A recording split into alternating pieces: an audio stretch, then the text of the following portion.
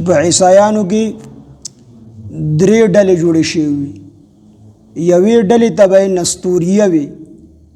د دې نستوریې عقیده دا وه چې عیسی علیه السلام د الله زوی دی. الیاذ بالله، عیسی علیه السلام دا د الله زوی دی. دا د نستوریو عقیده و. نستوریه د عیسایانو ډله ده. نو دی حضرت عیسی علیه السلام ته د الله د زوی نسبت کو چې دا د الله زوی دی. الیاذ بالله. حدیث قدسی دی بخاری شریف کې فرمای الله پاک حدیث قدسی هغې ته ویلی شي چې نبی علیه السلام د الله خبر را نقل کړي چې الله داسې فرمایلی دي. دې ته حدیث قدسی ویلی شي. نو حدیث قدسی دی فرمای چې یسب ابن آدم ولم یکن له ذلک. وی انسانان یعنی د آدم اولاد ما ته کنزل کی او دی ته دا حق نشته چې دی ما ته کنزل کی. الله فرمای چې د آدم اولاد یعنی بنی آدم انسانان ما ته کنزل کی او دی ته دا حق نشته دی. الله فرمای چې دی ما ته کنزل کی. کنزل ورته څنګه گئی؟ دی عیسایان عیسی علیه السلام د الله زوی ګڼي. مشرکین مکه وبوي چې دا فرشتې د الله لونه دي، حالانکه الله رب العزت خو لم یلد ولم یولد دی. نه الله د چا نه پیدا دی او نه د الله نه څوک پیدا دی، نه د الله نسب شته دی. الله صمد ذات دی بی نیازه، او نه د الله څوک برابر شته دی، همسر هم نشته دی. نو عیسایانو د نستوری ډلې دا عقیده وه چې عیسی علیه السلام د الله زوی دی. دویمه ډله په عیسایانو کې وه یعقوبیه. نو د دې عقیده دا وه چې الله ځان له ذات دی، عیسی علیه السلام ځان له ذات دی. خو ورسره د دې ډلې د یعقوبي ډلې دا عقیده هم وه چې عیسی علیه السلام د الله دومره عبادت کړی دی چې د ډېر عبادت ته وجې نه الله په حضرت عیسی علیه السلام کې حلول کړی دی. یعنی عیسی علیه السلام یعنی الله په حضرت عیسی علیه السلام کې نعوذ بالله من ذلک په عیسی علیه السلام کې الله ورننوتی دی د ډېر عبادت ته وجې نه. نو دې ډلې ته اتحادیه وي، یعنی الله او حضرت عیسی علیه السلام دا یو سیز دی. یعنی عیسی علیه السلام جدا دی، خود د الله دومره عبادت کړی دی چې الله د ډېر محبت ته وجې بده کې حلول کړی دی، ورننوتی دی په حضرت عیسی علیه السلام کې. او ورسره به دا هم وي چې د عیسی علیه السلام نه کومې معجزې صادریږي، نو دا معجزې په حقیقت کې د الله نه صادریږي، د حضرت عیسی علیه السلام نه صادریږي، ځکه چې بده کې دنه حضرت عیسی علیه السلام ورننوتی دی.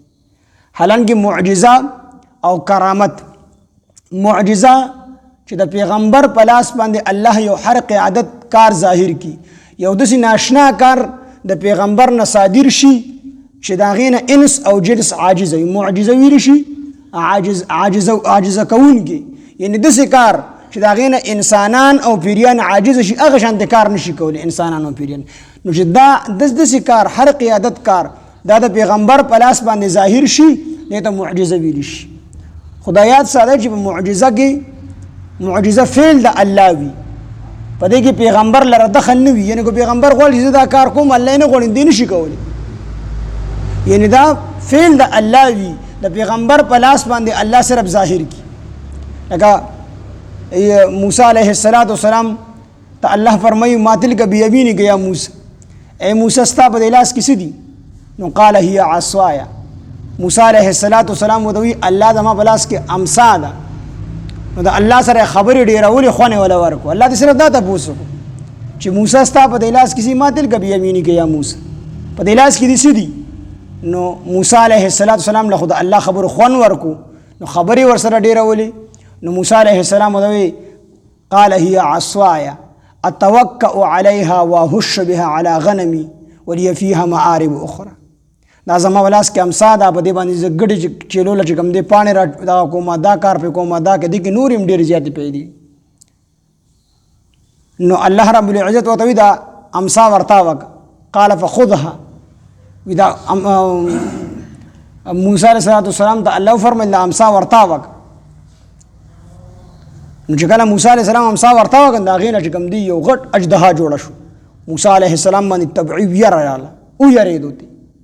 نو الله رب العزت ورته فرمایل لا تخف، مو یریږه لاس کې دې امسا ته. نو چې موسی علیه السلام ورته لاس کړو، بیا چې کوم دی هغه امسا چې کوم نه مار جوړ شي هغه بیا د پلاس کې امسا نو علما فرمایي کو چرته دا معجزه د پیغمبر فعل وی نو بیا موسی علیه السلام تختیدو نه هغه باندې به یاره نه راتله ځکه چې هغه ته پته و چې د دې نه زه مار جوړوم چې سړي ته د یو څیز پته بیا ته نه یریږي خو د چې امسا ورته وکړه د هغې نه مار جوړ شو غټه اژدها دې جوړه شوه نو موسی علیه السلام باندې ویره راله نوی معجزه دا فعل د الله وي خو د پیغمبر په لاس باندې صرف ظاهریږي دقه شان کرامت دا فعل د الله وي خو د الله د ولی په لاس باندې ظاهریږي کرامت هم دقه تعریف دی چې هر قیادت کار د ولی په لاس باندې ظاهر شي دې ته کرامت ویل شي نو په کرامت کې هم دا د ولی کار نه وي دا فعل د ولی نه وي دا کار د ولی نه د الله وي خو د ولی په لاس باندې الله ظاهر کی نو دی به چې د موسی عیسی علیه السلام نه کوي معجزې صادریږي نه په حقیقت کې د الله نه صادریږي نو دا ډله